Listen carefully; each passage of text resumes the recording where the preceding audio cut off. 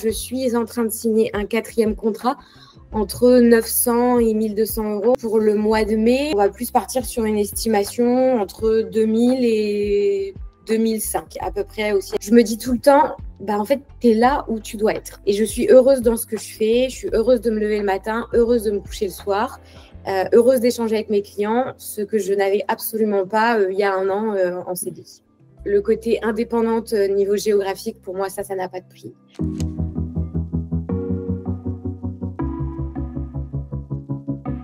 Je m'appelle Elisa, je vis à Amiens, donc la région des Hauts-de-France. Aujourd'hui, je suis community manager en freelance. Avant de me lancer en tant que CM, un an avant, j'ai eu mon diplôme en école de commerce, un master, et je me suis lancée dans la voie qui me semblait la plus logique et celle dont on me parlait le plus. C'était le CDI. J'étais commerciale dans une start-up à Paris en CDI et je me suis vite rendu compte que ce format ne me plaisait pas du tout dans mon rythme de vie, dans ma santé mentale, ma charge mentale. Et donc, j'ai quitté le CDI et après, je me suis un petit peu retrouvée, maintenant, qu'est-ce que je fais? C'était un peu compliqué parce que c'est vrai qu'après une école de commerce, on se dit, le monde est à nous, on va avoir un beau salaire, un beau poste, une belle vie, mais en fait, c'est pas vraiment la réalité.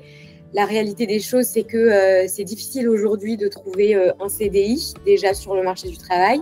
En plus de ça, un CDI qui nous plaît, on est aussi bien rémunéré pour pouvoir aussi vivre convenablement. Donc, je me sentais perdue, j'avais l'impression que toutes ces études pour finalement pas grand-chose. Et puis surtout, je me sentais pas heureuse avec moi-même. Je me suis dit, c'est pas le chemin que je suis censée prendre. Mon instinct faisait que de me crier en me disant, tu fais mauvaise route. J'ai tout de suite eu ultra confiance. C'est vrai qu'on tombe aujourd'hui beaucoup sur les réseaux, beaucoup de pubs du genre « faites ça, c'est hyper simple et vous aurez une vie de rêve incroyable, etc. » Donc, j'étais hyper réticente à tout ce genre de choses, formation en ligne, etc. Mais je ne sais pas comment l'expliquer, mais quand je suis tombée sur la pub, j'ai cliqué pour en savoir plus parce que mon instinct m'a dit « Ah, ça a l'air sérieux ». Donc, j'ai regardé une petite vidéo d'introduction, je suis allée sur son site, sur son compte Instagram, j'ai pris rendez-vous. Donc, il y a un premier entretien qui se fait et j'ai tout de suite eu confiance parce que je me suis sentie comprise, je me suis sentie écoutée. Donc, au téléphone, j'avais avec moi une commerciale. Étant donné que j'étais aussi commerciale avant, je sais un petit peu comment ça se passe. Je sais quels peuvent être les tenants et les aboutissants de ce genre d'appel. Donc, je posais certaines questions et au vu des réponses, je me suis sentie en confiance. Je me suis dit, je sais que là, on n'est pas là juste pour avoir mon argent. On n'est pas là pour bardaquer et ensuite, c'est ciao.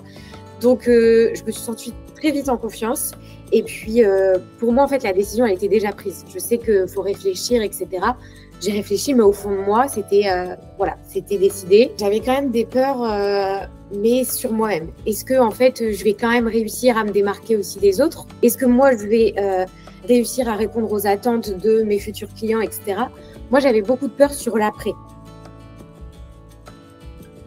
Pour la simple et bonne raison que sinon, j'aurais toujours eu le regret de me dire tu t'es pas lancée en fait. Donc, ma pauvre cocotte, si aujourd'hui tu es dans la même situation ou dans une situation qui te convient toujours pas, c'est de ta faute. Fallait te lancer et t'aurais vu en fait. J'ai eu mon premier contrat bénévole durant la formation et ça, c'était un atout de l'avoir aussi pendant la formation parce que ça me permettait de pouvoir échanger avec ma coach en direct et vraiment de tester tous les process que je mettais en place. Ensuite, en mars, je termine la formation et au même moment, vers mi-mars, je signe du coup mon premier contrat. Donc, c'était un contrat de 250 €. Donc, pour moi, c'était une victoire phénoménale. Tout début avril, je signe mon deuxième contrat, donc un contrat à 500 €. Ouais, vers le 10 avril, je signe donc mon troisième contrat rémunéré, qui lui est d'une valeur de 400 €. Aujourd'hui, les contrats fixes que j'ai et en même temps, là, je suis en train de signer un quatrième contrat entre 900 et 1200 €. On est encore en train de négocier. Je vais aussi être intervenante sur un atelier en présentiel dans ma ville. Et puis aussi en parallèle de ça, en juin, je vais lancer aussi un projet de création de e-book avec une cliente. Donc voilà un petit peu où j'en suis aujourd'hui. En chiffre d'affaires mensuel, pour le mois d'avril, j'étais à peu près 1200, 1300. Et puis là, du coup, pour le mois de mai, on va plus partir sur une estimation entre 2000 et 2005, à peu près, aussi avec des prestations comme le e-book. C'était l'objectif que je m'étais fixé pour la fin d'année. Et là, en fait, je vais l'avoir au mois de mai-juin. Donc pour moi, c'est une grosse victoire. Quand j'ouvre mon ordinateur pour travailler, quand je ferme mon ordinateur pour travailler, je me dis tout le temps, en fait, tu es là où tu dois être. Et je suis heureuse dans ce que je fais, je suis heureuse de me lever le matin, heureuse de me coucher le soir, heureuse d'échanger avec mes clients, ce que je n'avais absolument pas il y a un an en CDI. Aujourd'hui, je suis à Milan pour quelques jours en voyage et ça, je ne pouvais pas le faire. C'est-à-dire qu'en pleine journée, un petit peu du jour au lendemain, enfin en pleine semaine, je ne pouvais pas me dire, allez, je pars 3-4 jours à Milan pour travailler la journée et puis le soir, je profite de la ville. Ça, je ne pouvais pas le faire. Le côté indépendante niveau géographique, pour moi, ça n'a pas de prix. Le côté aussi choisir avec qui je travaille, pouvoir choisir mes heures aussi, bien évidemment. Et ça, pour moi, c'est vraiment le côté liberté qui, pour moi, est fondamental et qui contribue chaque jour à mon bonheur, très clairement. Du moment où on hésite, est-ce que je le fais ou est-ce que je le fais pas, c'est qu'il n'y a plus de questions à se poser. C'est que si tu hésites, c'est qu'il y a une partie de toi qui veut le faire, donc il faut le faire, sinon tu auras toujours des regrets.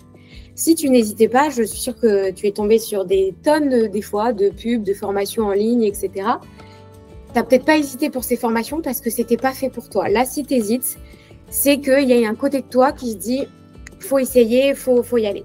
Et vas-y, parce que sinon, tu auras des regrets.